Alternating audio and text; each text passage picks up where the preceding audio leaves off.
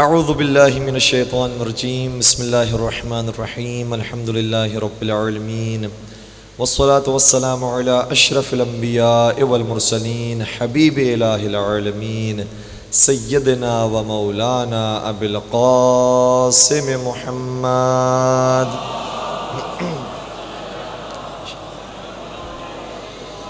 وعلى أهل بيته الطيبين الطاهرين المعصومين المظلومين الذين أذهب الله عنهم الرجس وطهرهم تطهيرا.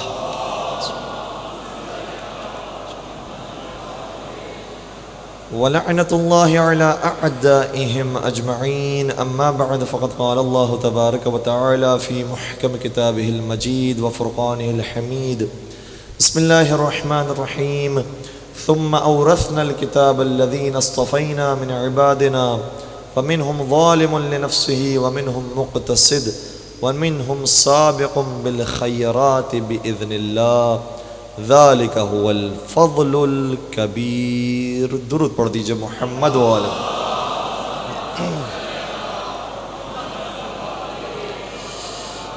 عزیزان گرامی قدر، عظمت اہل بیت اور سیرت اہل بیت پر ہماری گفتگو جاری ساری ہے، اور آج کی گفتگو میں ہماری کوشش ہوگی کہ محبت اہل بیت کے عنوان پر گفتگو کی جائے. کچھ موضوعات ایسے ہیں کہ جن کو ہم نے بہت سنا ہے، بہت بیان ہوئے ہیں اور بیان ہونے بھی چاہیے، کیونکہ بہت سنا ہے تو صحابہ نے بھی اسی موضوع کو بہت سنا ہے، اور بہت بیان کیا ہے تو نبی اکرم نے بھی اس موضوع کو بہت بیان کیا ہے.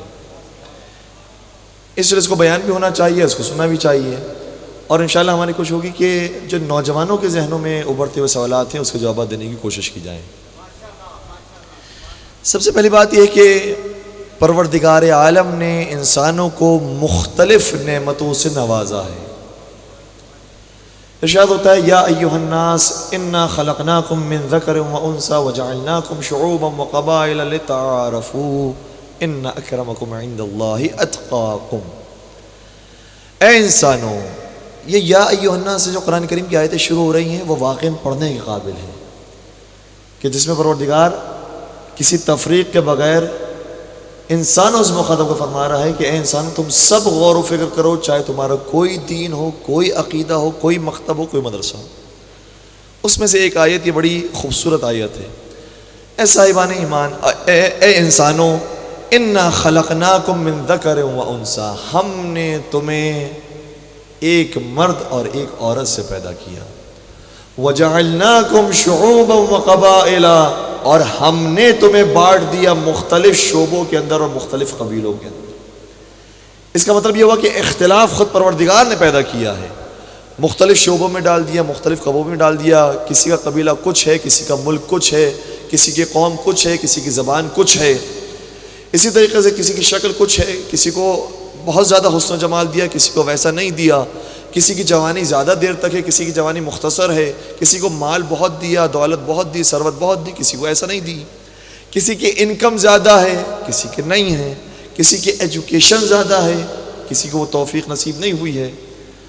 کسی کی فیملی بہت مختلف ہے اور فیملی بہت اچھی ہے، وائف ہو، چلڈرنس ہو، ان کے اچھی فیملی انہیں نصیب ہوئی ہے، اور کسی کو ویسی نصیب نہیں ہوئی.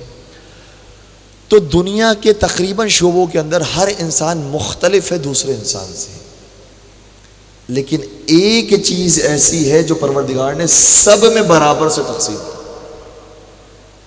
اور وہ ہے جذبہ محبت. تھوڑا سا ساتھ دیجیے گا. یہ محبت ایسی چیز ہے کہ جو افریقہ کا رہنے والا ہے وہ بھی جانتا ہے کہ محبت کیا ہوتی ہے. جو پاکستان کا شہری ہے اس کو بھی معلوم ہے کہ محبت کسے کہتے ہیں.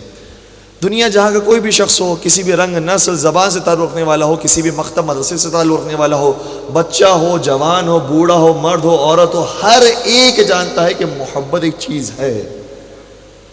اور جب یہ چیز پیدا ہوتی ہے تو اس کے کیا جوانب ہوتے ہیں، اس کے کیا آثار ہوتے ہیں، اس کے کیا نتائج ہوتے ہیں، اس سے بھی واقف ہے.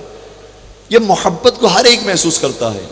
مجھے کوئی جاہل انسان، یا یہ کہنا چاہیے نادان انسان، یا کم پڑھا لکھا انسان، تھوڑا سا الٹریٹ انسان، مجھے یہ بتا دیجئے جو یہ کہے ہمیں آ کر کہ مولانا آج آپ مجھے بتائیے محبت کیا چیز ہوتی ہے. محبت بتانے والی چیز تھوڑی ہے، سبھی کے اندر یہ جذبہ ہے، سبھی کو پتہ ہے یہ چیز، محبت ایک جذبہ۔ اور کوئی بھی باپ یہ نہیں کہتا کہ پروردگار نے مجھے اولاد تو دی ہے لیکن مجھے یہ نہیں سکھایا کہ اس اولاد سے محبت کیسے کروں۔ بات پہنچ رہی ہے؟ مشکل تو نہیں ہو رہی؟ ہر ایک محبت کے جذبے کو جانتا ہے، چاہے وہ بھائی بھائی کا ہو یا شوہر بیوی کا ہو یا اولاد ماں باپ کا ہو، ہر ایک جانتا ہے، دوست دوست کا ہو، کہ محبت کیا چیز ہے۔ جو چیز، اب توجہ فرمائیے گا، جو چیز پروردگار نے برابر سے تقسیم کی تھی اور ہر ایک کو دی تھی، اجر رسالت میں وہی مانگ لی۔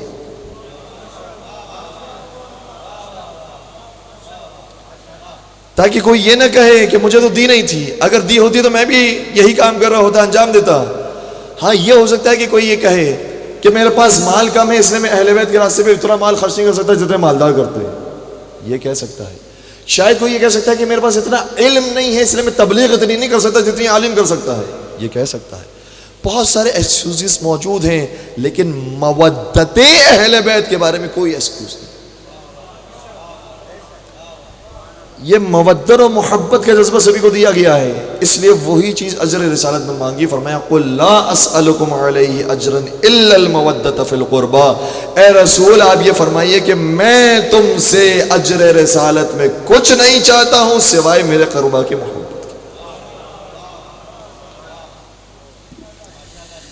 یہاں تک آپ آگئے اور آسانی سے آ گئے۔ اب سوال یہ پیدا ہوتا ہے کہ قربا کون ہے؟ ہم رفتہ رفتہ آگے بڑھ رہے ہیں، قربا کون ہے؟ اور مجھے خود تعجب ہوا کہ ہمارے ساتھ ٹیلی ویژن پر ایک اور صاحب موجود تھے، انہوں نے کہا کہ صحیح ہے، یہ آیت بالکل اپنے مقام پر ٹھیک ہے کہ پروردگار پیغمبر کو ارشاد یہ فرمایا گیا کہ آپ مانگیے قربا کی محبت۔ قربا کی محبت سے مراد کیا ہے؟ کہا کہ قربا کی یعنی امت کی آپس کی محبت ہے میرے ساتھ، یعنی جو ہم ایک دوسرے سے محبت کریں گے یہ اجر رسالت ادا ہوتا جائے گا۔ صحیح ہے، ہماری آپ سے محبت، آپ کی ہم سے محبت، ہم سب کی مسلمانوں کی امت کی ایک آپس کی جو محبت ہوگی اس سے یہ اجر رسالت ادا ہو جائے گا۔ کیوں؟ کیونکہ یہ سب کے سب پیغمبر کے قریبی ہیں، جو پیغمبر کا قریبی ہوتا ہے اس کو قربا کہا جاتا ہے۔ ٹھیک ہے، یہ آپ کا نظریہ، لیکن قرآن مجید کی آیت کو دوبارہ پڑھتے ہیں، ارشاد ہوتا ہے قل، اے رسول آپ فرمائیے، کیا فرمائیے؟ لا اسألکم الا المودۃ فی القربى۔ تو جو فرمائے گا، دوبارہ سے آیت پڑھو، قل لا اسألکم علیہ اجرا الا المودۃ فی القربى، اے رسول سے فرمائیے کہ میں تم سے اجر رسالت میں کچھ نہیں چاہتا سوائے یہ کہ قربا کی مودت اختیار کرو۔ یہ لفظی ترجمہ میں نے پیش کیا ہے، اس کا مطلب یہ ہوا کہ قوم میں جو تم سب ہو وہ اور ہو، جن کی مودت اختیار کرنی ہے وہ اور ہیں۔ صحیح؟ اور اس بات کی تائید کے اندر بڑے بڑے بزرگان نے اس روایت کو لکھا ہے کہ جب یہ آیت نازل ہوئی، علامہ زمخشری نے تفسیر کشاف میں لکھا، امام فخر الدین رازی نے تفسیر کبیر کے اندر لکھا، علامہ سیوطی نے در المنصور کے اندر لکھا، امام احمد بن حنبل نے المسند میں لکھا۔ یہ بہت بڑے بڑے علماء اور علماء تفسیر ہیں، ان سے بڑھ کر پائے گا اور کوئی نہیں، کہ اس آیت کے ذیل میں انہوں نے ایک روایت لکھی ہے اور روایت سننے کے قابل ہے۔ کہتے ہیں جب یہ آیت نازل ہوئی تو جناب عبداللہ بن عباس آئے نبی اکرم کی خدمت میں اور کہا یا رسول اللہ من قرابتنا هؤلاء الذين وجبت علينا مودتهم، اے اللہ کے رسول وہ قرابت دار تو بتائیے جن کی مودت اختیار کرنا ہم پر واجب ہے۔ پیغمبر نے کیا جواب دیا وہ میں بعد میں بیان کروں گا، مجھے اس سوال کا جواب دیجیے۔ ہر ایک سے سوال ہے کہ عبداللہ بن عباس کی پیغمبر سے قرابت داری تھی یا نہیں؟ پیغمبر کے چچا زاد بھائی ہوتے ہیں حضرت عبداللہ بن عباس، پیغمبر کے چچا عباس، ان کے بیٹے عبداللہ بن عباس، تو قرابت داری تھی، لیکن پھر بھی سوال کر رہے ہیں وہ کون سے قرابت دار ہیں کہ جن کی مودت اختیار کرنا واجب ہے۔ اس کا مطلب یہ ہو کہ عبداللہ بن عباس بھی سمجھ رہے تھے کہ جن قربا کی مودت اختیار کرنا واجب ہے وہ اور ہوں گے، باقی رشتہ دار اور ہوں گے، وہ قربا اور ہیں اور وہ قربا کون ہے کہ جن کی محبت اختیار کرنا واجب ہے؟ تو ان تمام کتابوں کا ایک ہی جملہ ہے کہ پیغمبر اکرم نے ارشاد فرمایا علی و فاطمہ و ابناہما، وہ علی مرتضی، فاطمہ زہرا اور ان کے دونوں لال امام حسن اور امام حسین علیہ السلام.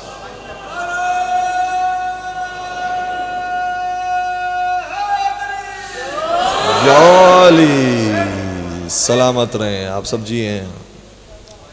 اور اسی لیے پیغمبر اکرم نے یہ جملہ میرے مولا کے بارے میں بیان فرمایا اور کسی اور ہستی کے بارے میں نہیں آیا. فرمایا یا علی لا یحبک الا مؤمن ولا یبغضک الا منافق. اے علی، آپ سے مؤمن کے علاوہ کوئی دوستی نہیں رکھ سکتا اور آپ سے منافق کے علاوہ کوئی دشمنی نہیں رکھ سکتا. مجھے کتنی ہی ضعیف روایتیں نظر آئی ہیں مختلف موضوعات پر، کتنی ہی جعلی روایتیں نظر آئی ہیں مختلف موضوعات پر، لیکن میرے مطالعے کی حد تک میں نے اب تک اس حدیث کی فوٹو کاپی نہیں دیکھی. یہ ایسی اتنی نایاب حدیث ہے کہ نبی اکرم نے فرمایا تھا اے علی، آپ ہی وہ معیار ہیں کہ آپ کی محبت فیصلہ ہوگا کون مؤمن ہے کون منافق ہے، اور کسی کی محبت نہیں ہے. یہ ہے محبت علی اور یہ ہے محبت اہل بیت. اور ایک اور جملہ میں آپ کی خدمت میں ہدیہ کروں. نبی اکرم حضرت محمد مصطفیٰ صلی اللہ علیہ وسلم نے بیان فرمایا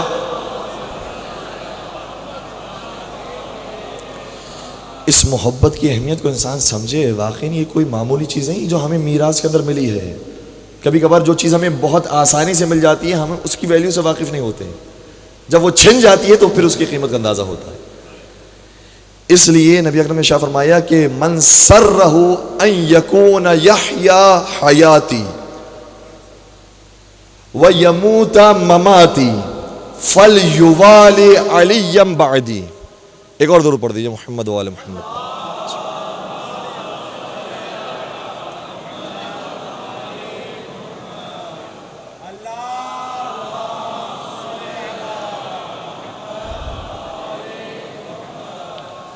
اللہم صلی علی محمد و آل محمد. اللہم صلی علی محمد و آل محمد وعجل فرجهم. اللہم صلی علی محمد.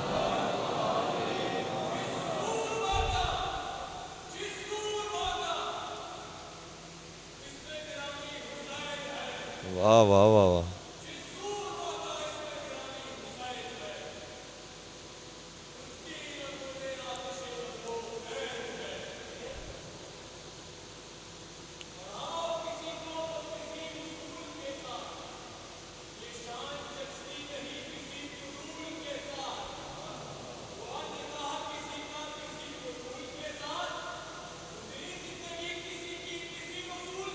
واہ واہ واہ واہ.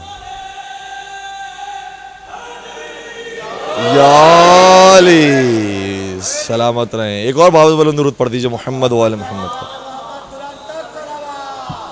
اللہم صلی علی محمد و آل محمد وعجل فرجهم. آپ سلامت رہیں ماشاءاللہ. نبی اکرم نے ارشاد فرمایا اور محسوس کیجئے گا کہ محبت کتنی قیمتی چیز ہے کہ جو کبھی کبھار ہم اسی کی اہمیت سے واقف نہیں ہیں. ارشاد فرماتے ہیں کہ من سرہ، جو چاہتا ہے کہ ان یکون یحیا حیاتی، جو ویسی زندگی گزارے جیسی میری زندگی ہے، ویسی موت آئے جیسی مجھے موت آنے والی ہے، فلیوالی علی من بعدی، تو پھر میرے بعد وہ علی کی ولایت پر آ جائے. اللہ اکبر. یعنی نبی اکرم بیان کرنا چاہ رہے ہیں کہ میری زندگی گزری ہے تو علی کی ولایت پر، میری زندگی گزری ہے اور مجھے موت آئی ہے تو علی کی ولایت پر. اگر تم بھی میری طرح کی زندگی اور موت چاہتے ہو تو علی کی ولایت پر آ جاؤ. اتنی قیمتی چیز ہے، اتنی نایاب چیز ہے. اور ہمارے آپ کے چڑھے سرکار حضرت امام جعفر صادق علیہ السلام یہاں فرماتے ہیں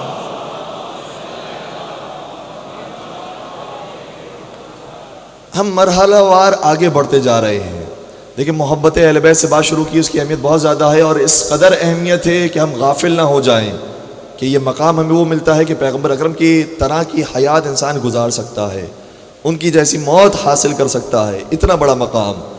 اور اب آگے ایک سٹیپ بڑھ جائیے کہ یہ نہ سمجھیے کہ صرف ہم ہیں جو اہل بیت سے محبت کرتے ہیں، اور بھی بہت سے ہیں جو اہل بیت سے محبت کرنے والے. چھٹے سر کا بیان فرماتے ہیں، توجہ رکھیے گا، چھٹے سر کا بیان فرماتے ہیں کہ میں نے اپنے بابا سے، انہوں نے اپنے بابا سے، انہوں نے اپنے بابا سے، اور انہوں نے حضرت امیر کائنات علی ابن ابی طالب صلی اللہ علیہ وسلم سے سنا.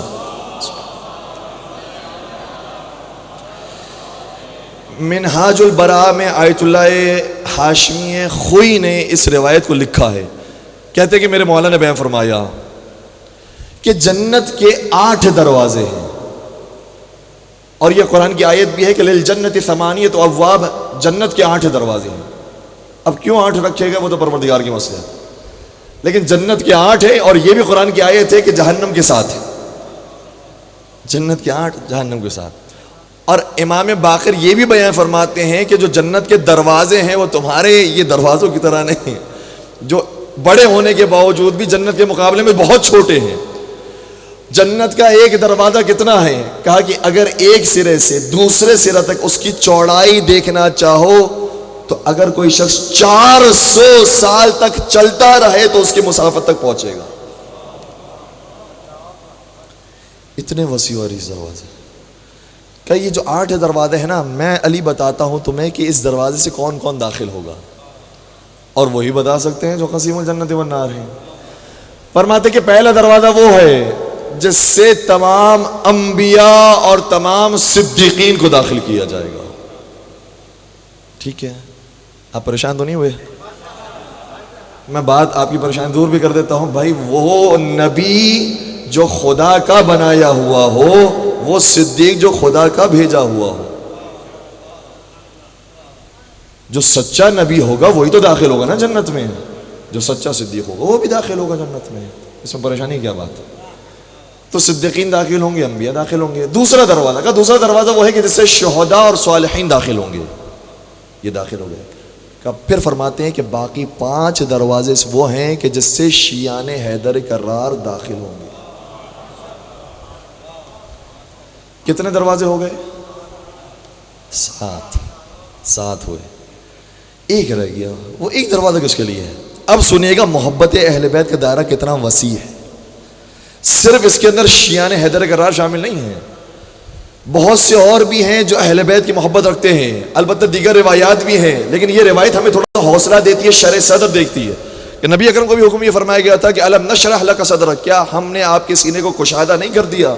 تو یہ شرح صدر دیتی ہے روایت کہ وہ جو آخری دروازہ ہے وہ ان تمام مسلمانوں کے لیے ہے کہ جن کے دل میں رائے کے دانے کے برابر بھی بغض اہل بیت نہ ہو، اس سے وہ بھی داخل ہوں گے. لیکن شرط کیا ہے؟ دل میں بغض اہل بیت نہ ہو. یہ نہیں کہا کہ زبان پر نہ ہو.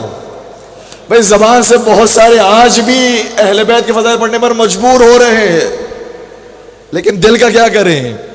تو جو دل سے اہل بیت کے فضائل کو مانتا ہو، دل سے محبت اہل بیت کا اقرار کرنے والا ہو، اور بغض اہل بیت کا مارا نہ ہو، تو وہ بھی جنت میں داخل ہو جائے گا.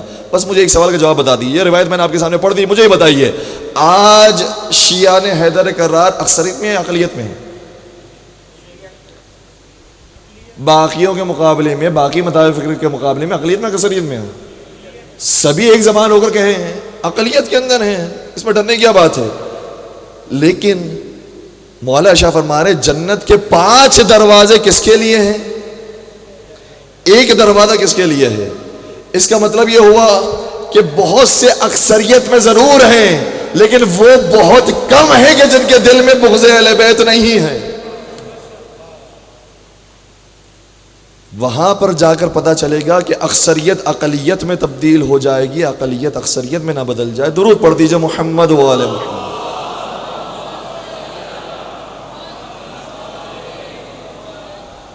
یہ پہلا نقطہ کہ بہت سارے ہمارے بھائی ایسے ہیں، اور الحمدللہ پروردگار انشاءاللہ ان سب کی تعداد میں اضافہ فرمائے کہ جو محبت اہل بیت رکھنے والے ہیں، جس کا حکم پروردگار عالم نے قرآن کریم میں دیا ہے. کبھی کبھار لوگ یہ سوال کرتے ہیں کہ بھائی آپ اتنا محبت اہل بیت، محبت علی، اس پر زور کیوں دیتے ہیں؟ قیامت میں یہ تھوڑی سوال ہونے والا ہے. قیامت میں یہ سوال ہوگا لا الہ الا اللہ پڑھا تھا یا نہیں پڑھا تھا، محمد رسول اللہ پڑھا تھا یا نہیں پڑھا تھا، نماز پڑھی تھی یا نہیں پڑھی تھی. یہ سوالات ہوں گے. آپ کیوں بس ایک ہی بات، محبت اہل بیت، محبت امیر، محبت حسین، اسی پر ہی گفتگو ہے. ہم نے قرآن مجید کی آیت پیش کی. قرآن مجید کی آیت ہے، یہ ہر بچہ ذہن میں رکھے. قرآن مجید کی آیت یہ ہے کہ ثم لتسألن یومئذ عن النعیم، اس دن ایک نعمت کے بارے میں سوال کیا جائے گا. ایسا نہیں کہ خاموشی ہے، سوال کیا جائے گا. وہ کون سی نعمت ہے؟ چھٹے سرکار ایک مقام پر بیٹھے ہوئے تھے اور ایک اور بزرگ تشریف لائے، اور میں نے ٹیلی ویژن پر جب یہ واقعہ پڑھا تو نام نہیں لیا تھا، لیکن جو ہمارے بھائی موجود تھے انہوں نے کہا نام کیوں نہیں لیتے، میں نام لے کے بتاتا ہوں کون تھا. میں نے کہا بہت اچھی بات ہے، آپ نام لیجئے. تو انہوں نے جب واقعہ پڑھا تو اسی واقعے کو دہرایا اور کہا کہ امام جعفر صادق علیہ السلام کی خدمت میں امام ابو حنیفہ تشریف لائے، اور میرے امام نے سوال کیا کہ تمہارا اس آیت کے بارے میں کیا خیال ہے؟ لَتُسْأَلُنَّ يَوْمَئِذٍ عَنِ النَّعِيمِ، اس دن نعمت کے بارے میں سوال کیا جائے گا. نعمت سے مراد کیا ہے؟ کہا فرزند رسول بہت آسان ہے، یہ جو دسترخوان پر نعمتیں بچھی ہوئی ہیں نا، اس کے بارے میں سوال ہوگا. امام نے بڑا خوبصورت جواب دیا. جوابات بہت سے تھے لیکن اتنا خوبصورت جواب دیا کہ ذہنوں میں اتر گیا، دل میں سما گیا. امام نے فرمایا اگر یہ دسترخوان کسی سخی انسان کا ہو اور اس کے دسترخوان سے کوئی سائل کچھ کھا کر چلے جائے تو سخی سوال نہیں کرتا کہ کتنا کھایا تھا. جب مخلوق سوال نہیں کرتی، جب وہ عطا کرے، جب وہ کریم ہو، جب وہ سخی ہو، تو کیا خالق بندوں سے سوال کرے گا کہ دنیا میں کتنا کھا کے آئے تھے؟ اس لیے اس نعمت پر سوال نہیں ہے، وہ تو اس سے دی ہے، رزق دیا ہے، باغات دیے ہیں، اس سے جانور دیے ہیں، گوشت دیا ہے، ہر چیز مہیا ہے، یہ ساری چیزیں سبھی کے لیے ہے. لیکن جس نعمت کے بارے میں سوال کیا جائے گا، میرے مولا نے اس شخص کے سامنے فرمایا النعمت النعیم ہی ولایت امیر المومنین وعلی ابن ابی طالب کی ولایت ہے جس کے بارے میں سوال کیا جائے.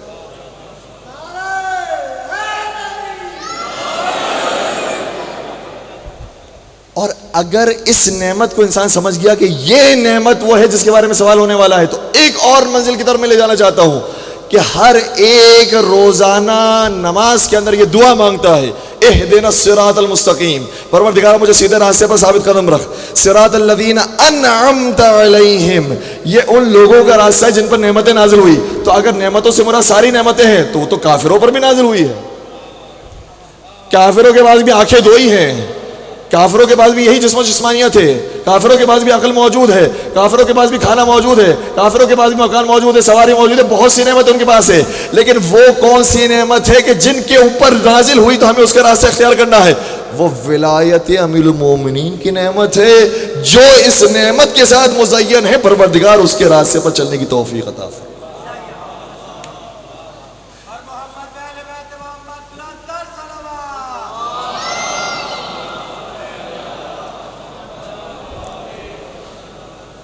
تو میرے دوستوں، میرے بھائیوں، میرے بزرگوں، میرے بچوں، یہ بہت اہم نعمت ہے کہ جو ہمیں ویسے ہی مل گئی ہے میراث کے اندر، لیکن سمجھنے کی ضرورت ہے کتنی قیمتی ہے یہ.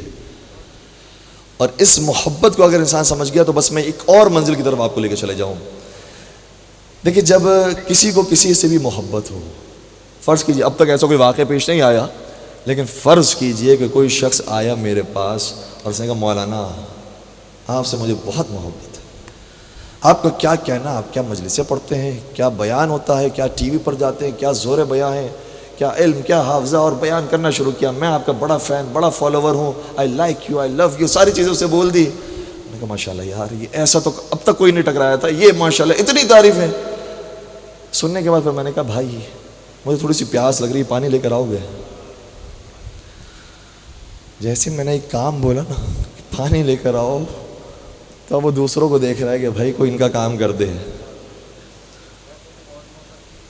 میں بھی یہی کہوں گا، ویسے تو آپ نے اتنا بڑی ساری تعریفیں کر دی کہ ماشاءاللہ آپ جیسا کوئی نہیں، اور آپ ماشاءاللہ کیا بیان کرتے ہیں، مجھے آپ سے بہت محبت ہے، بہت لگاؤ، بہت پیار ہے. اور جب میں نے اپنے اس محب سے، فالوور سے کہا کہ بھائی ایک پانی لے کر آ جاؤ، تو وہ بھی لانے کی تیاری ہیں. تو جب میں اس محبت کو محبت نہیں مانتا تو میرا امام اس جیسی محبت کو محبت کیسے مان سکتا ہے؟ کوئی نہیں مان سکتا ہے. یہ محبت ہے. اس لیے آپ کے، بلکہ کہنا چاہیے ہمارے پنجاب کے ایک شاعر جو شاید لاہور ہی سے تعلق رکھتے ہیں، انور مسعود صاحب، انہوں نے اس محبت کے لفظ کو سمجھایا ہے. اچھا مولا علی کا وہ قصیدہ نہیں پڑھ رہے ہیں, مولا علی کا کوئی شعر نہیں پڑھ رہے ہیں, لیکن محبت کو انہوں نے بڑے خوبصورت طریقے سے سمجھایا. 14 اگست بھی گزری ہے تو یہ شعر زیب دیتا ہے کہ اس موقع وہ پڑھا جائے. انور مسعود صاحب نے فرمایا ایک دن کہ ایک محب شاعر مشرق سے میں نے کہا, الفاظ آسان ہیں, شاعر مشرق کون؟ علامہ اقبال. محب کون؟ محبت کرنے والا. تو جو محبت کرنے والا تھا علامہ اقبال سے, اس سے میں نے کہا, ایک محب شاعر مشرق سے میں نے کہا حضور کچھ تو فرمائیے اقبال کے حوال میں, کچھ تو اقبالیہ سنائیے, کچھ تو باغی درا سنائیے, کچھ تو شکوہ جواب شکوہ سنائیے, کچھ تو بتائیے کیا حالات تھے, کیا ان کے کلمات تھے, بتائیے. ایک محب شاعر مشرق سے میں نے کہا حضور کچھ تو فرمائیں اقبال کے حوال میں. بولے علامہ سے ہے بس اتنی سی نسبت مجھے, بنوا لی ہے کوٹھی میں نے گلشن اقبال میں.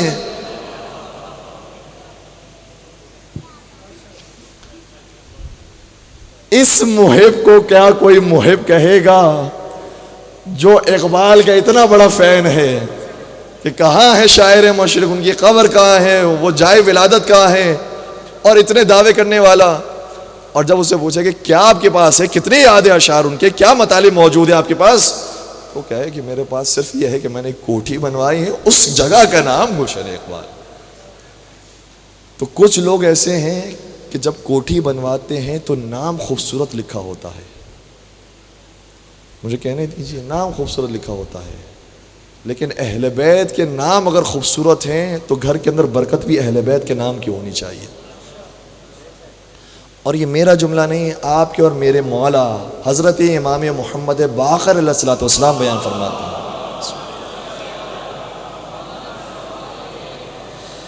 کتاب کافی کے اندر یہ روایت موجود ہے, میں آپ کی خدمت میں ریفرنس پیش کر رہا ہوں.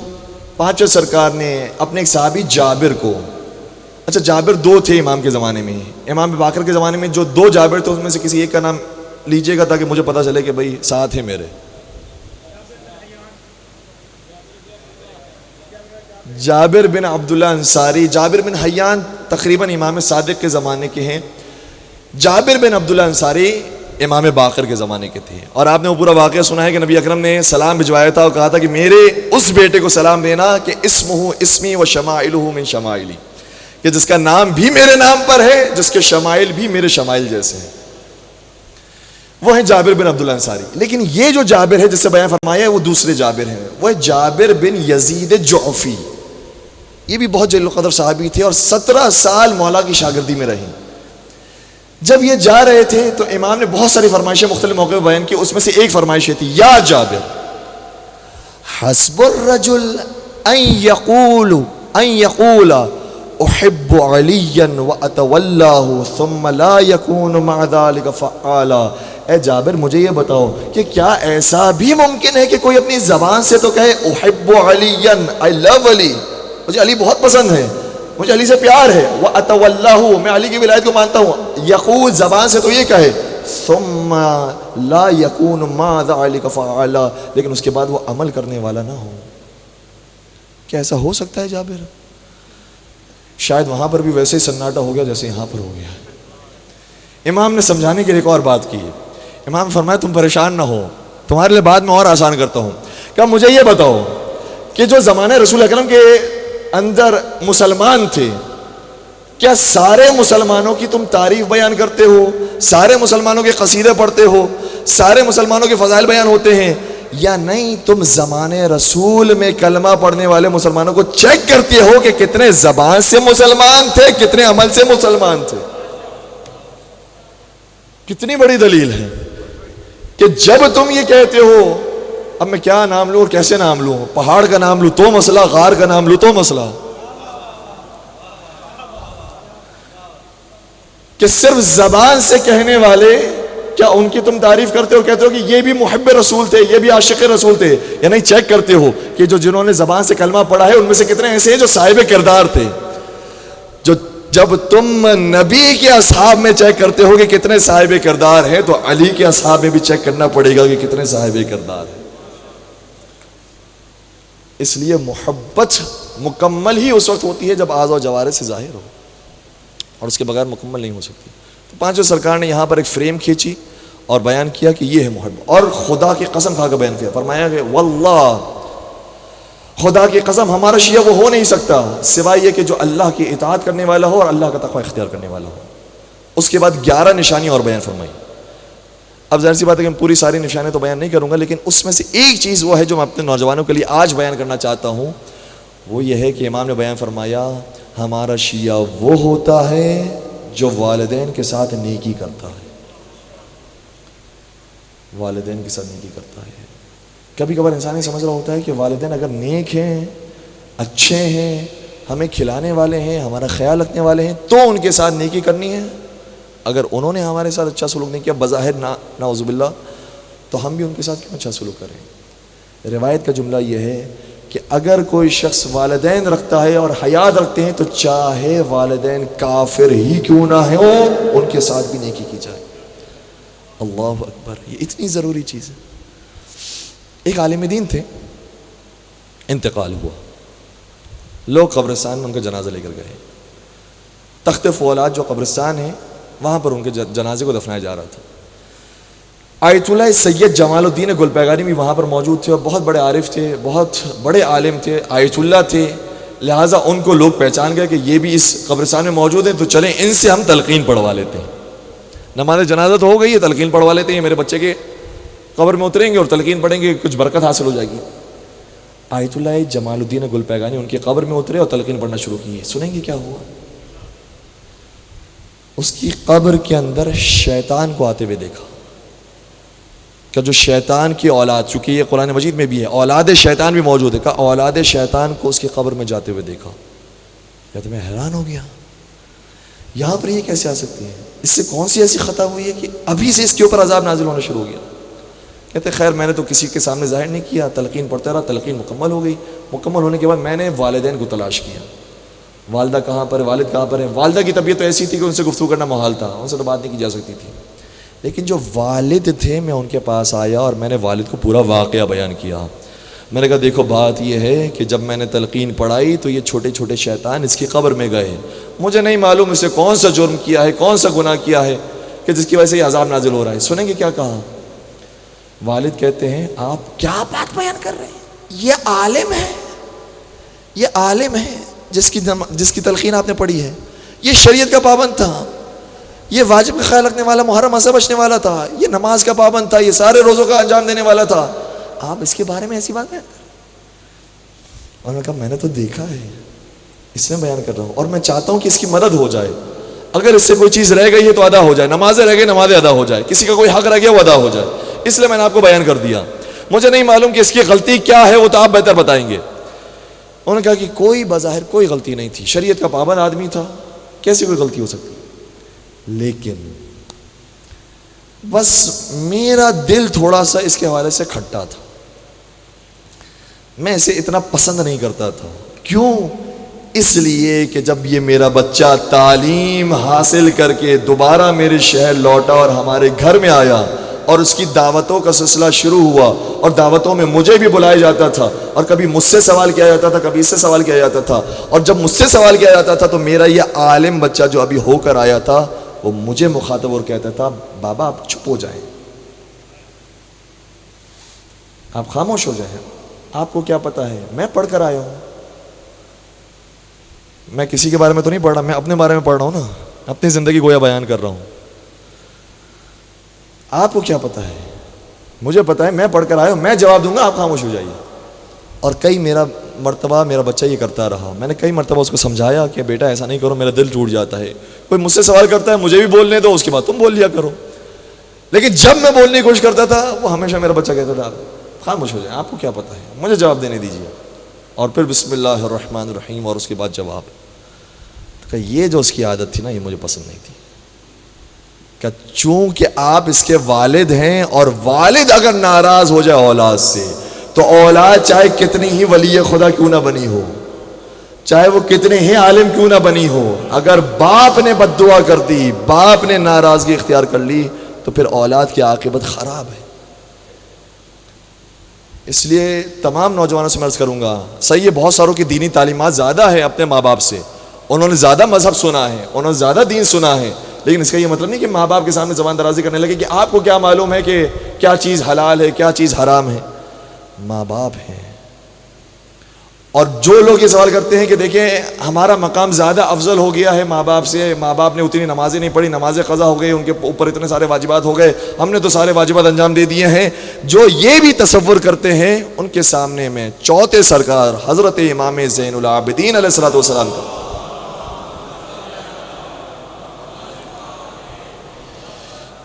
یہ روایت رکھوں گا، اور یہ بھی بڑی معتبر کتابوں کے اندر پائی جاتی ہے کہ چوتھے سرکار اپنے والدہ کے ساتھ بیٹھ کر کھانا تناول فرما رہے ہیں، لیکن خود کھانا نہیں کھا رہے، ماں کو کھانا دے رہے ہیں، جبکہ ماں سگی ماں نہیں تھی، چونکہ مولا کی جو سگی والدہ تھی ان کا انتقال بہت پہلے ہو گیا تھا، ان کی ولادت کے وقت ہی تقریباً ولادت کے فوراً بعد ہی ہو گیا تھا، تو یہ سگی والدہ نہیں تھی، یہ وہ ماں تھی جس نے پرورش کی تھی، لیکن اس کے ساتھ بھی جب بیٹھتے تھے تو کھانا نہیں تناول کرتے تھے، اس کو کھانے دیتے تھے۔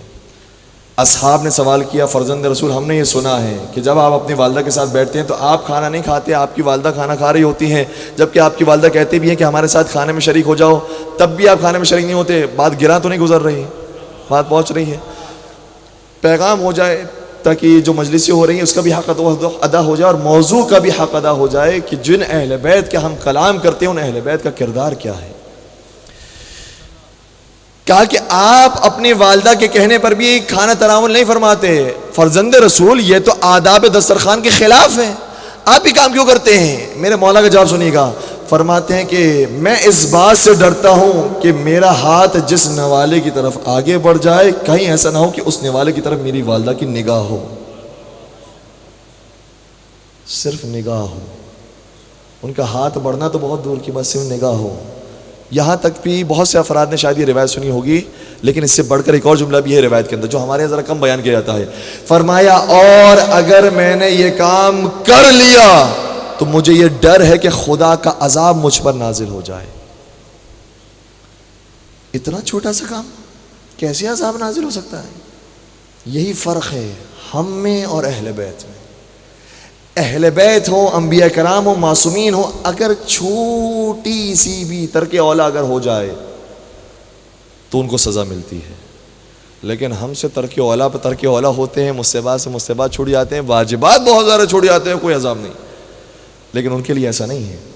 اور اس کے لیے علماء مثال بیان کرتے ہیں، اس کی مثال بالکل ایسے ہی ہے کہ جب انسان گاڑی میں بیٹھا ہو اور جس گاڑی کی اسپیڈ 20 کی چل رہی ہو تو وہ رائٹ پر ہو جائے یا لیفٹ پر ہو جائے اس کو خاص فرق نہیں پڑے گا، اس کا کوئی ایکسیڈنٹ ہونے والا نہیں ہے، لیکن اگر یہی گاڑی 200 کی اسپیڈ سے جا رہی ہو تو ہلکا سا بھی رائٹ کیا ایکسیڈنٹ ہو جائے گا۔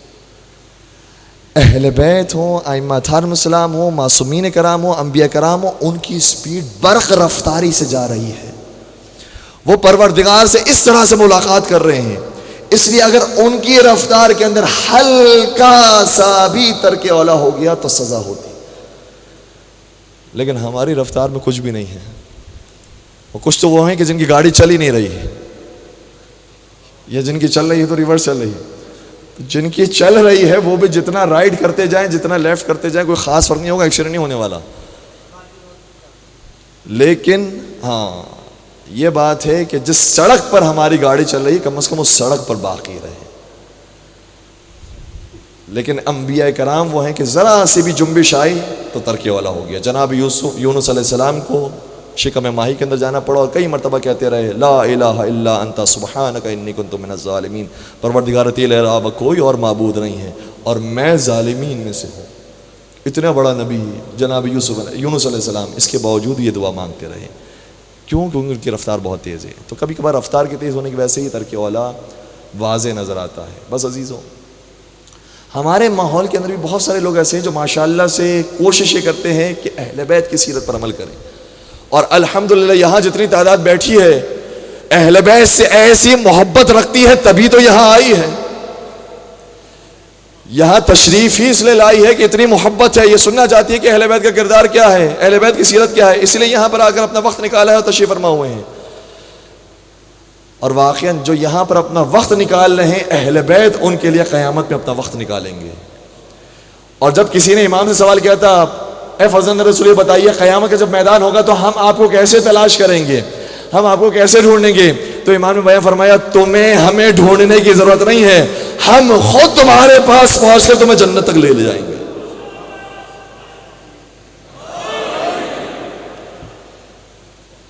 بڑے بڑے علماء گزرے، بڑے بڑے عرفاء اور حتیٰ مومنین کے واقعات بھی ملتے ہیں۔ عاشق غلام رضا یزدی ایک بہت بڑا نام ہے، اور جن کا نام تھا عاشق غلام رضا یزدی، یہ عاشق رضا بھی تھے، غلام رضا بھی تھے، اس میں با مسمى شخصیت۔ عاشق غلام رضا یزدی یز کے رہنے والے تھے۔ ایک یز کی مٹھائی تھی، وہ بہت پسند تھی انہیں، لیکن چونکہ طالب علم تھے، اتنے پیسے نہیں تھے، وہ خرید نہیں سکتے تھے۔ ایک دن وہ مٹھائی خریدی بڑی مشکل سے، گھر پر لے کر آئے۔ جیسے گھر پر لے کر آئے، ابھی دسترخوان میں بچھا کے کھولی تھی کہ دروازے پہ دستک ہوئی، میں بھوکا ہوں، مجھے کھانا کھلا دو۔ یہ دروازے پر پہنچے، اور دروازے پر پہنچنے کے بعد سائل سے کہا بھائی میرے پاس کھانا نہیں ہے، صرف مٹھائی ہے، چاہیے؟ کہتے ہاں چاہیے۔ اور انہوں نے جا کر وہ مٹھائی بھی اسے دے دی، اور پھر سجدے معبود انجام دیا، پروردگارا تو نے میرا امتحان لیا تھا اور تو نے ہی مجھے کامیاب کر دیا۔ ایسے بڑے عالم عاشق غلام رضا یزدی ایک مرتبہ مولا رضا کی زیارت پر نکلے۔ یز سے مشہد کا سفر تھا، پروردگار ہم سب کو مولا رضا کی زیارت بار بار نصیب فرمائے۔ جب مشہد کے راستے کی طرف جا رہے تھے تو پرانا زمانہ ہے، ایک اسٹیشن کے بعد دوسرا اسٹیشن، ایک منزل کے بعد دوسری منزل۔ جب ایک منزل آئی تو وہاں پر نماز کا وقت ہو رہا تھا۔ انہوں نے بھی چاہا کہ میں نماز پڑھ لوں مسجد میں جا کر۔ جب ان کی شخصیت کو دیکھا، ان کی نماز کو دیکھا، تو وہی مسجد والوں نے کہا کہ آپ اتنے بڑے عالم نظر آتے ہیں، آپ یہیں پر رک جائیں کیونکہ اس مسجد کا کوئی امام نہیں۔ انہوں نے کہا میں تو زیارت کرنے کے لیے نکلا ہوں، میں مسجد میں امامت کیسے کروں، میں تو زیارت کر لوں۔ اس کے بعد کہا ہر کوئی ہمیں یہی کہتا ہے، لیکن جب جاتا ہے تو پھر واپس نہیں آتا۔ اگر آپ جانا چاہتے ہیں تو جائیں، آپ کی اپنی مرضی ہے، لیکن یہاں پر مسجد خالی ہے، آپ جیسے علماء کی ضرورت ہے، آپ آئیں یہاں پر کام کریں، یہاں پر نمازیں پڑھیں، یہاں پر درس دیں، تبلیغ کریں، تو آپ رک سکتے ہیں نہیں رک سکتے ہیں۔ انہوں نے بہت سوچا اور پھر جملہ یاد آیا۔ انہوں نے کہا کہ امام رضا کے زائر بہت ہیں، امام رضا کے خادم کم ہیں۔ یا میں جملوں کو تبدیل کر دوں اور بہتر کر دوں کہ امام رضا کی زائر اتنے زیادہ ہیں، اتنی زیادہ زیارتیں ہو رہی ہیں، اور ماشاءاللہ پروردگار ان زائرین کی تعداد میں اور اضافہ فرمائے۔ مولا رضا کا حرم بہت بڑا ہے، اور خود جو حرم کے متولی ہیں ان کا کہنا یہ ہے کہ جتنے بھی معصومین کے حرم دنیا میں پھیلے ہوئے ہیں، چاہے نبی اکرم کا حرم ہو چاہے کسی اور کا حرم ہو، تمام 14 معصومین میں سب سے بڑا حرم ہمارے اور آپ کے آٹھے مولا حضرت امام علی رضا علیہ السلام کا۔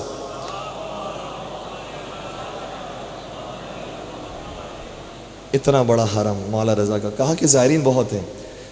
کیا مطلب اس کا مطلب یہ ہے کہ اگر میں کسی بھی وجہ سے، مولا میں آپ کی زیارت کا مخالف نہیں ہوں، میرا تو دل تھا اسی لیے تو نکلا تھا، لیکن اگر میں کسی وجہ سے وہاں نہیں پہنچ پاتا تو زائرین کی تعداد میں سے ایک کم ہونے سے اتنا فرق نہیں پڑے گا جتنا خادمین کی تعداد میں سے ایک کم ہونے سے فرق پڑ جائے گا، کیونکہ خادم کم ہیں۔ اس لیے کہا کہ ٹھیک ہے میں تمہارے کہنے پر یہیں پر رک جاتا ہوں۔ 1 سال تک وہاں پر رکے رہے، تبلیغ کرتے رہے، نمازیں پڑھاتے رہے، مدرسہ قائم کر دیا، بچوں کو بھی سنبھالا، اور اس کے بعد مکتب جب مکمل ہو گیا 1 سال تک، اس کے بعد پھر ایک بہت بڑا کارواں بنایا کہ اب ہم سب مل کر مولا رضا کی زیارت پر جائیں گے۔ اور جب یہ سب مل کر مولا رضا کی زیارت پر پہنچے، کہتے کہ ہم بھی سب ساتھ تھے، یہ زیارت پڑھا رہے تھے، زیارت پڑھ رہے تھے، تو زیارت جامع کبیرہ پڑھ رہے تھے۔ زیارت جامع کبیرہ ایسی زیارت ہے جو ہر امام کے روزے پر پڑھی جا سکتی ہے۔ مولا علی کا روزہ ہو، امام حسن کا، امام حسین کا، امام سجاد کے، تمام روزوں پر زیارت جامع کبیرہ پڑھنی چاہیے، پڑھی جا سکتی ہے۔ کہتے ہیں جب یہ زیارت جامع کبیرہ پڑھ رہے تھے تو اچانک اپنی زبان میں، اپنی مادری زبان میں کہنے لگے نیمی خام، نیمی خام، مجھے نہیں چاہیے، مجھے نہیں چاہیے۔ اور یہ کہنے کے بعد انہوں نے زیارت کو جاری رکھا۔ اب جو اطراف میں لوگ موجود تھے انہوں نے بہرحال سوال کیا بھائی کس سے گفتگو کر رہے تھے آپ، کس کو جواب دے رہے تھے آپ؟ انہوں نے کہا تم نے کیا سنا؟ کہا آپ سے یہ سنا تھا کہ نیمی خام، مجھے نہیں چاہیے، مجھے نہیں چاہیے۔ کیا آپ کو مل رہا تھا جو آپ کہہ رہے تھے مجھے نہیں چاہیے؟ کہا کہ میں ابھی نہیں بیان کر سکتا، اگر میرا وقت آخر آیا اور تم بھی موجود ہوئے تو پھر اس وقت مجھ سے سوال کرنا تو میں بیان کروں گا۔ ہائے ہائے ہائے، یہ ہوتے ہیں سچے ولی خدا جو اپنے واقعات کو، اپنی کرامات کو ہر ایک کے سامنے بیان نہیں کرتے ہیں، کہیں ایسا نہ ہو کہ غرور، تکبر ایک دل کے اندر پیدا ہو جائے۔ اس لیے کہا کہ جب وقت آخر ہو میرے پاس آنا میں انشاءاللہ اس وقت بیان کروں گا. کہتے ہیں وقت آخر آ گیا, میں موجود تھا, میں نے سوال کر ڈالا. میں نے کہا جب زیارت پر تھے تو آپ نے جملہ کہا تھا اور آپ نے کہا تھا کہ بعد میں سوال کرنا ہے, کیا اس کے اندر واقعہ پیش آیا, کیوں آپ نے بیان فرمایا؟ کہا ہاں یہ موقع وہی ہے کہ جس میں مجھے چاہیے کہ جواب دوں. میں جب مولا رضا کی زیارت پر پہنچا تھا تو ہر ایک کی حاجات ہوتی ہیں, بھائی میرا یہ کام ہو جائے, میرا یہ کام ہو جائے, میرا یہ کام ہو جائے. تو میرے ہاتھ میں ایک زخم تھا. وہ زخم ایسا تھا کہ جب میں وضو کرتا تھا تو بہت جلن ہوتی تھی, بہت تکلیف ہوتی تھی. میں نے مولا رضا سے درخواست کی, اے مولا رضا آپ تو مردوں کو زندہ کرتے ہیں, آپ تو مریضوں کو شفا دیتے ہیں, میرا یہ اتنا سا زخم ہے اور میں وضو کے لیے چاہ رہا ہوں کہ یہ ٹھیک ہو جائے, تو مولا رضا میرے زخم ٹھیک کر دیجئے. یہ حاجت تھی میرے دل میں, زیارت پڑھ رہا تھا کہ مولا رضا تشریف لائے. اور امام رضا نے مجھ سے مخاطب اور کہا کہ اے عاشق غلام رضائی ازدی, جو میرے پیچھے تم اپنی جنت دیکھ رہے ہو نا, یہ جنت میں جتنے مقامات تمہیں نظر آ رہے ہیں یہ صرف اسی ایک زخم کی وجہ سے. اگر تم چاہتے ہو کہ یہ زخم ٹھیک کر دو تو میں ٹھیک کر دوں, لیکن یاد رکھو یہ سارے مقامات پھر چلے جائیں گے. اب کیا چاہیے تم بتاؤ, یہ مقامات چاہیے یا زخم کے ساتھ زندگی گزارنا چاہتے ہو, مشکلات کے ساتھ زندگی گزارنا چاہتے ہو؟ ہر ایک کی زندگی کے اندر مشکلات ہے. کہ اگر اس مشکل کے ساتھ زندگی گزارو گے تو یہ اس پر صبر کرنے کا اجر ہے. تو میں نے اس وقت اس زخم کے جواب میں کہا نیمی خام مجھے نہیں چاہیے, مجھے نہیں چاہیے,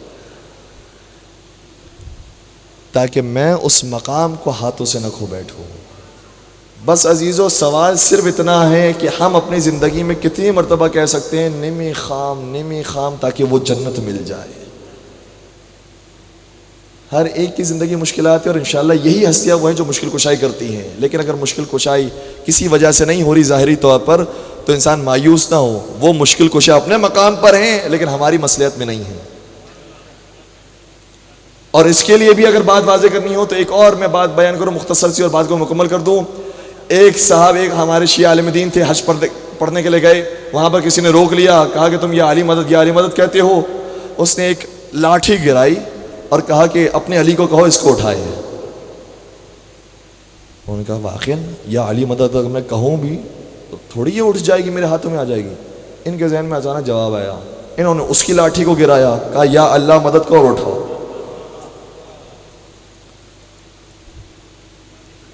تو علی مرتضی ہوں یا پروردگار ہو, وہ تمہارے نوکر تھوڑی ہیں کہ جو تم نے آرڈر دیا وہ ہو جائے گا. تمہارے والی ہیں, سرپرست ہیں, وہ زیادہ بہتر جانتے کہ کس وقت کون سی دعا پوری ہونی ہے اور ایک نظام کے تحت پوری ہونی ہے. ورنہ ہر ایک اسی طریقے سے پکارتے رہے تو پوری دنیا کا نظام ہی تبدیل ہو جائے. تو عقیدہ ہمارا یہی ہے کہ پروردگار دینے والا ہے اور ان ہستیوں کے وسیلوں سے ملتا ہے. یہ ہمارا عقیدہ اپنے مقام پر پورا ہے. لیکن پروردگار وہ نہیں دیتا جو ہمیں اچھا لگتا ہے, وہ دیتا ہے جو ہمارے لیے اچھا ہوتا ہے. ایک باواز بلند درود پڑھ دیجئے محمد و آل محمد.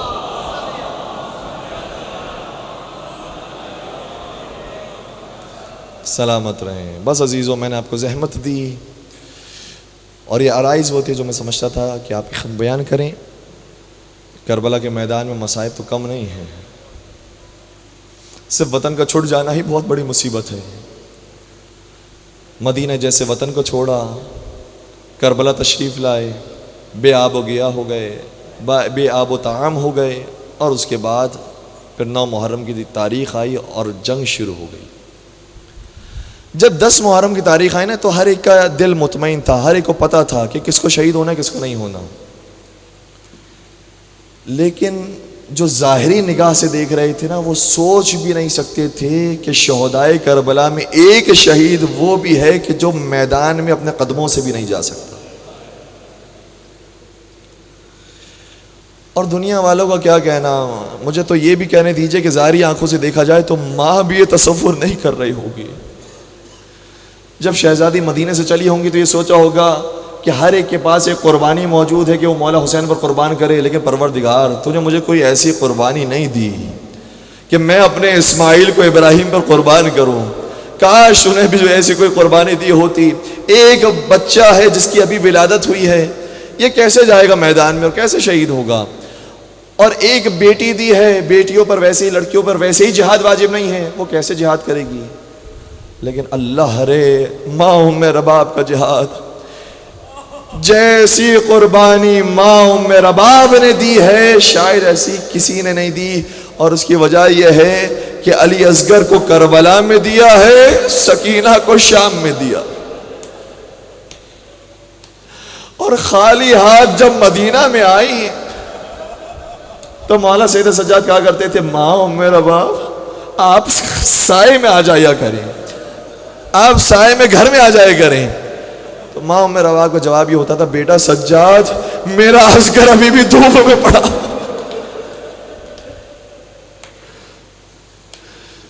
یہ ماں کیسے سائے میں آ جائے۔ عزاداروں بس وہ منزل آ گئی کہ میرے مولا کی زبان سے جملے جاری ہوئے، حل من ناصر ینصرنا، کوئی ہے جو اب غریب زہرا کی مدد کو آئے، حل من ذاب ان یذب عن حرم رسول اللہ، کوئی ہے جو حرم رسول کی حفاظت کو آئے۔ بار بار پکارتے رہے، کہیں سے کوئی آواز نہ آئی۔ اس سناٹے کو اگر توڑا ہے تو ایک خیمے کی آواز نے توڑا۔ جیسے اس خیمے سے آواز بلند ہوئی میرے مولا خیمے کی طرف لوٹے، اور خیمے میں پہنچنے کے بعد یہ جملے ادا کیے، فرمایا یا زینب ناولینی ھذا الطفل، اے بہن زینب یہ بچہ میرے حوالے کر دو۔ ارباب مقاتلی کہتے ہیں کہ شہزادی زینب کبریٰ سے کیوں مانگا؟ یہ بیٹا تو ماں ام رباب کے ہوتے ہیں، کیوں شہزادی زینب کبریٰ سے مانگا؟ علماء نے اس کے اوپر وجوہات لکھی ہیں، اس میں سے ایک وجہ یہ ہے کہ یہ بچہ وہ ہے جو 3 دن کا پیاسا ہو گیا تھا، اس لیے اتنا مضطرب ہوتا تھا، کبھی اپنی بہن کی آغوش میں آتا ہے، کبھی اپنی ماں کی آغوش میں جاتا ہے، کبھی اپنی پھوپھی کی آغوش میں آتا ہے۔ تو جس وقت شہزادی سے مانگا گیا ہے اس وقت پھوپھی زینب کبریٰ کے ہاتھوں میں تھا، کہا زینب یہ بچہ میرے حوالے کر دو۔ ایک دوسری وجہ بھی ہے، دوسری وجہ یہ ہے کہ شہزادی ام رباب دیکھ رہی تھی کہ اگر میں نے اپنے ہاتھوں سے مولا حسین کو اصغر دیا تو کس منہ سے اصغر کو واپس لے کر آئیں گے، نہیں چاہتی تھی کہ امام کی شرمندگی کو دیکھے۔ زینب کبریٰ کے ہاتھوں سے لے جائیے، ماں کے چہرے کو نہ دیکھیے، لے جائیے اس بچے کو۔ پس عزاداروں شہزادی کے ہاتھوں سے بچہ آیا، مقتل کی طرف روانہ ہوا۔ میرے مولا نے عربوں کو مخاطب کر کہا ہے فوج اشقیہ، اگر تمہاری مجھ سے جنگ ہے تو تم میرا مقابلہ کرو، میرے خلاف تلوار نکالو، میرے لیے پانی کو بند کرو، لیکن مجھے یہ بتاؤ کہ اس 6 مہینے کے بچے کا قصور کیا ہے؟ کہیں سے کوئی جواب نہیں آتا۔ اور عجیب بات یہ ہے کہ بڑے بڑے شہداء آئے ہیں، صحابیہ رسول آئے ہیں، بہت بڑی ہستیاں آئی ہیں، لیکن جو کام شہزادے علی اصغر نے کیا ہے وہ شاید بڑے نہ کر سکے۔ اور کسی شاعر نے کیا خوب کہا کہ بڑے بڑوں سے بڑا ہے حسین کا اصغر، بڑے بڑوں سے بڑا ہے حسین کا اصغر، حسینیت کی بقا ہے حسین کا اصغر۔ قدم اٹھا نہیں پایا مگر یزید تیرے قدم اکھاڑ گیا ہے حسین کا اصغر۔ یہ شہزادے اصغر کی معصومیت ایسی تھی، فوج اشقیہ میں کھلبلی مچ گئی، اور ایک دوسرے سے سوال کر رہے تھے کیا اب کوئی جائے گا اس شہید کے مقابلے پر، کوئی جائے گا اس سپاہی کے مقابلے پر؟ کسی کی جانے کی جرت نہیں ہے۔ جب اب یہ گفتگو ہو رہی تھی کہ عمر سعد نے حکم دیا اقطع کلام الحسین، حسین کے کلام کو قطع کر دے۔ کلام حسین کو قطع کرنے کے بہت سے طریقے تھے، شاید کوئی آگے بڑھ کر یہ کہتا اے حسین اس بچے کو دوبارہ خیمے میں لے جائیے، ہماری اس بچے سے جنگ نہیں ہے۔ لیکن غضب خدا کا، اگر تیر بھی چلانا تھا تو بچے کے اندازے کے مطابق ہوتا ہے، وہ تیر چلایا جو گھوڑوں کو گرانے کے لیے استعمال ہوتا تھا، سے شعبہ تیر چلا۔ کسی شاعر نے کہا سنا ہے موت کی آنکھوں میں آ گئے آنسو، عجب ادا سے سر امتحان ہنسی اصغر، گلے میں تیر لبوں پر ہنسی کہاں ممکن، جہاں پہ رونا بھی مشکل وہاں ہنسے اصغر۔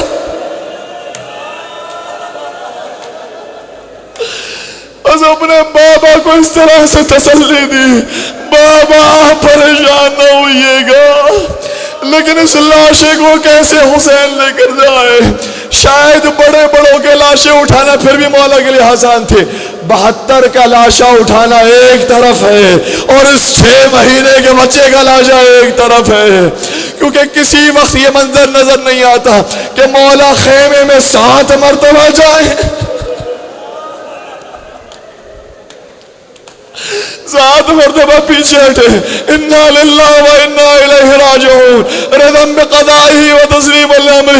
اور اس کے بعد میرے مولا نے جو قدم رکھا، میں روایت دیکھ کر آپ کی خدمت بیان کر رہا ہوں، جیسے میرے مولا نے قدم رکھا، اب آ کے دامن میں اصغر کو چھپایا ہوا تھا، 4 سالہ بچی آگے بڑھی کہ بابا مجھے پتا تھا آپ کو اصغر زیادہ پیارے ہیں، اس لیے پانی پلانا ہے۔ اصغر خاموش ہو گئے۔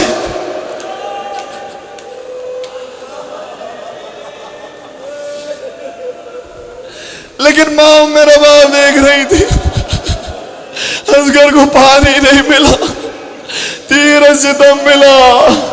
اب ماں کیا کہے، جو کہے امام شرمندہ ہو جائے۔ لیکن عجیب بات ہے، گھرانے اہل بیت کی خاتون ہے، اس لیے ایسا مرثیے کا جملہ پڑا، امام کی شرمندگی بھی دور ہو گئی، مرثیے کا حق بھی ادا ہو گیا۔ کیا کہا؟ فرمانے لگی امثلک ینہر، مولا اس عمر کے تو جانور بھی ذبح نہیں ہوتے۔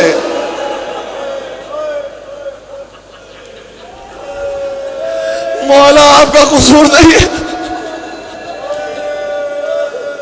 جانور بھی اس عمر میں ذبح نہیں ہوتے، میرے معصوم بچے کو اس عمر میں ذبح کر ڈالا۔ صرف تاریخ میں ملتا ہے کہ یہ واحد شہید ایسا ہے جن کی قبر مولا حسین نے خود اپنے ہاتھوں سے بنائی تھی۔ اللہ رے، جس کی قبر خود حسین مظلوم بنا ہے، وہ کتنا بڑا مظلوم ہوگا۔ خود خاک میں چھپا دیا اس پھول کو، لیکن جب شام غریب آئی، کسی نے کہا پشت خیمہ پر حسین گئے تھے، ایک بچے کو دفنایا تھا، بس ہمارے ساتھ نے گھوڑوں کی نال بندی کی جائے، کس بچے کو نکالا جائے۔ ارے نکالنے کے بہت طریقے ہوتے ہیں، قبر کھودو بچہ نکال لو،